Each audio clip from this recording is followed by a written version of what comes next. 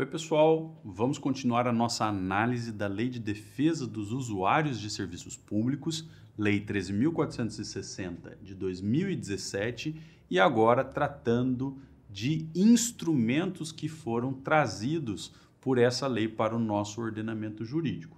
É verdade que muitos dos instrumentos que eu mencionarei aqui já existiam, mas agora eles fazem parte dessa lei geral e, portanto, todos os prestadores de serviços devem absorver esses 7 instrumentos, tá certo? Vejam, eu sistematizei esses instrumentos em quadro geral de serviços, carta de serviços ao usuário, direito de manifestação do usuário, ouvidorias, conselhos de usuários e avaliação continuada do serviço público. Então, esses 6 instrumentos estão lá disciplinados na Lei 3.460, que é o nosso código ou lei de defesa dos usuários dos serviços públicos, tá bom?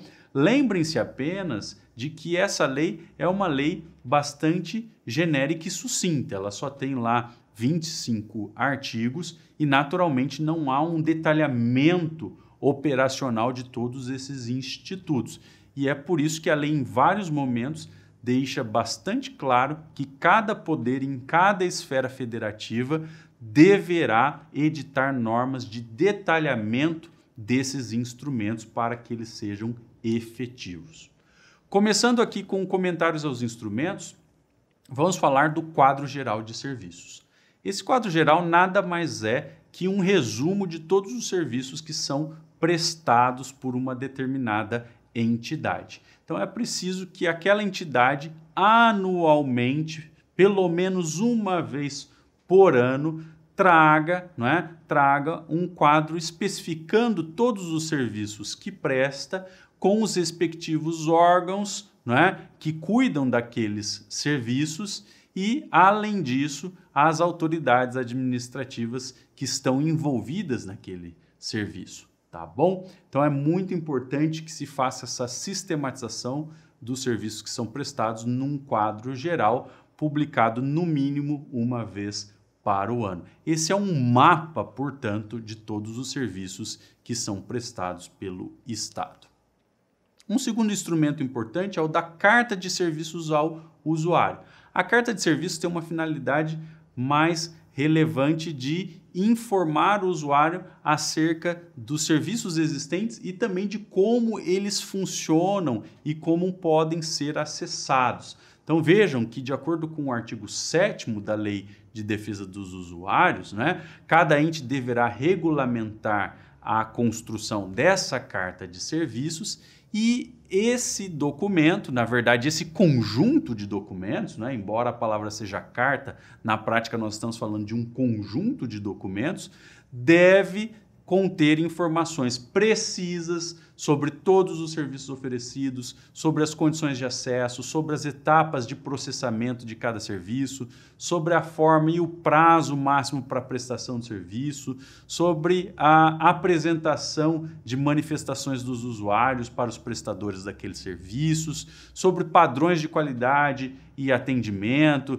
também sobre horários e assim por diante. Então vejam que a carta nada mais é que um grande sistema eletrônico com inúmeras informações sobre todos os serviços que são prestados e sobre como os usuários podem acessar esses serviços. Então, em que horário eu posso ter acesso ao serviço? Quais os documentos que eu preciso entregar para que aquele serviço me seja prestado? E assim por diante. Tá bom? A Carta de Serviços é todo o detalhamento desse leque de serviços públicos que o Estado, que a administração pública desempenha. Notem algo importante, essa Carta de Serviços ela pode ter uma versão física, mas é obrigatória a Carta de Serviços em formato eletrônico. Então, geralmente, o que fazem os estados e municípios criam uma plataforma eletrônica com todos os serviços ali detalhados. Um terceiro instrumento importante é o direito de manifestação. O direito de manifestação é uma categoria ampla que abrange o direito de reclamar, o direito de denunciar, o direito de sugerir, de elogiar e de apresentar outros pronunciamentos ao prestador de serviço e que, obviamente, tenham relação com aquele serviço, tá certo? Ou que tenham, pelo menos, relação com a conduta dos agentes públicos que estão ali envolvidos na prestação ou na fiscalização do serviço. Então, de novo, direito de manifestação é um direito amplo, não só de denunciar, de reclamar, mas também de fazer sugestões, de fazer elogios ou apresentar manifestações gerais, pronunciamentos gerais, tanto sobre o serviço em si, quanto em relação aos agentes que prestam aquele serviço ou que fiscalizam aquele serviço, tá certo? O código, exige que o usuário seja identificado. O usuário seja identificado para exercer o seu direito de manifestação. No entanto, veda-se que os agentes públicos exijam os motivos, os motivos determinantes dessa manifestação. Então, não há necessidade de que se apresentem inúmeras explicações para se exercer o direito de manifestação. Basta a identificação do usuário. Outra coisa importante, esses dados que compõem a manifestação, eles devem ser protegidos nos termos da Lei de Acesso à Informação. Então, lembrando, toda informação aí relativa à intimidade, honra, vida privada, das pessoas são informações necessariamente protegidas pela Lei de Acesso à Informação. Então, esse ponto é importante, é destacado pela Lei 13.460. Mais um instrumento aí que é indicado pela Lei 13.460, especificamente as ouvidorias. Então, vejam, as ouvidorias existem aos montes já no Brasil, nós temos inúmeras entidades que criaram ouvidorias até mesmo sob inspiração de países estrangeiros, principalmente alguns países europeus que há muito tempo construíram a figura do ombudsman. A ouvidoria nada mais é que um órgão que tem a função de promover a participação do usuário no serviço público. A ouvidoria também acompanha a prestação de serviço público, propõe aperfeiçoamentos naquela prestação de serviço, propõe medidas de prevenção ou de correção de irregularidades, aquilo que a gente chama de integridade do serviço público ou compliance no serviço público. Também propõe medidas de defesa dos usuários, além de receber e analisar manifestações e também de promover mediação e conciliação. Então vejam que interessante. A ouvidoria monitora o serviço público, pode fazer sugestões de ofício para melhorar aquele serviço público ou para prevenir irregularidades, combater irregularidades, além de ter o dever de processar as manifestações que vêm dos usuários. E para resolver conflitos dos usuários com o prestador de serviço público, a ouvidoria tem esse poder de utilizar técnicas de solução como a mediação e a conciliação. A lei diz claramente isso. O ouvidor pode realizar conciliação e mediação na relação do usuário com o prestador de serviço. A lei não trata apenas de poderes da ouvidoria, naturalmente. A lei exige que a ouvidoria também observe alguns deveres, algumas exigências. Então vejam, a ouvidoria deve elaborar um relatório anual, a ouvidoria deve analisar todas essas manifestações recebidas dos usuários e ela deve registrar quais foram as indicações de medidas ou de providências para resolver os problemas, tá bom?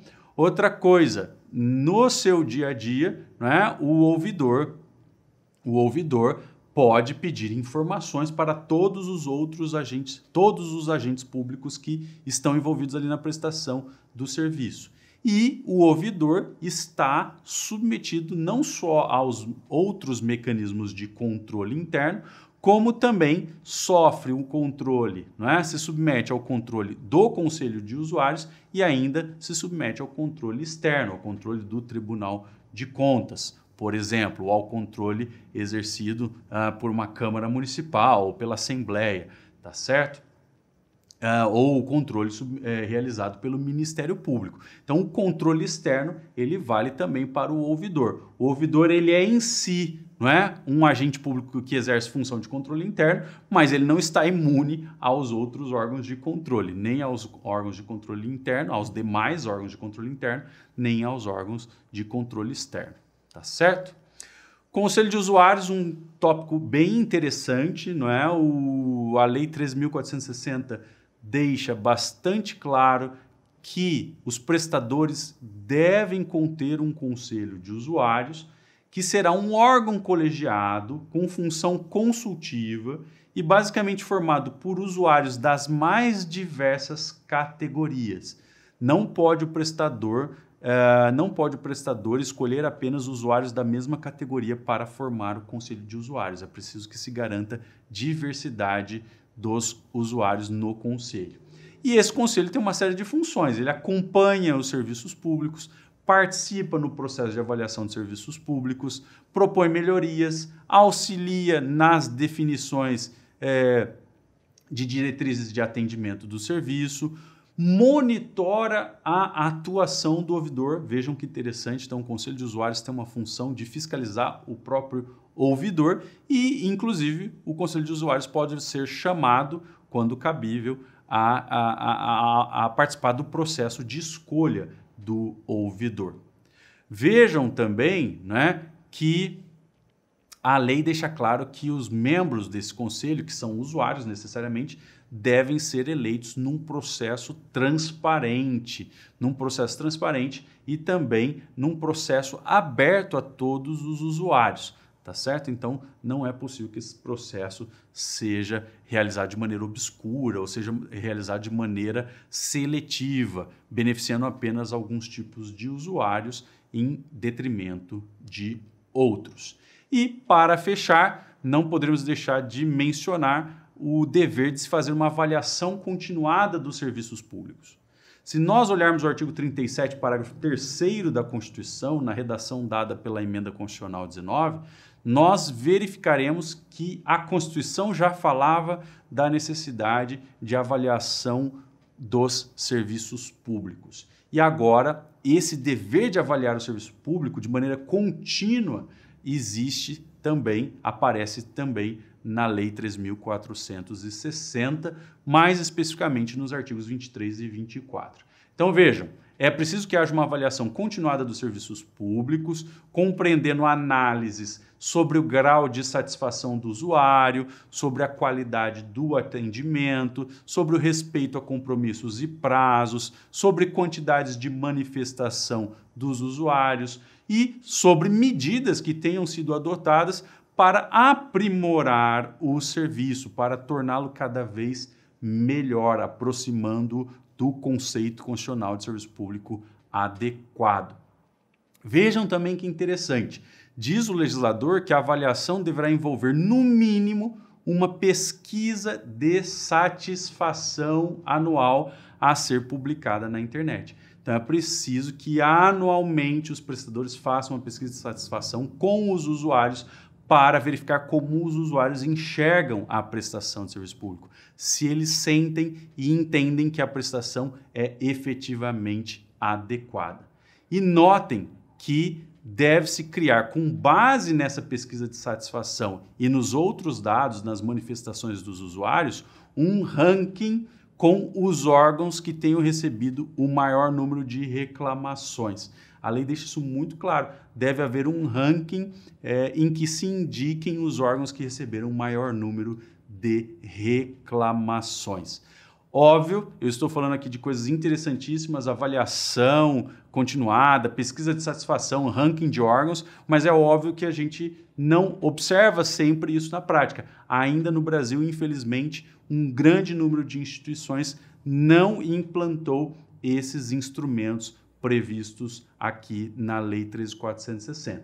Mas essa é uma lei recente e, aos poucos, sobretudo o Ministério Público e os órgãos de controle, os tribunais de contas principalmente, têm lutado para que esses instrumentos sejam adotados. Tá certo? Então é isso. Com isso finalizamos essa análise dos instrumentos e fico aqui para me despedir, esperando que tenham gostado dessas aulas sobre a Lei 13.460. Até mais!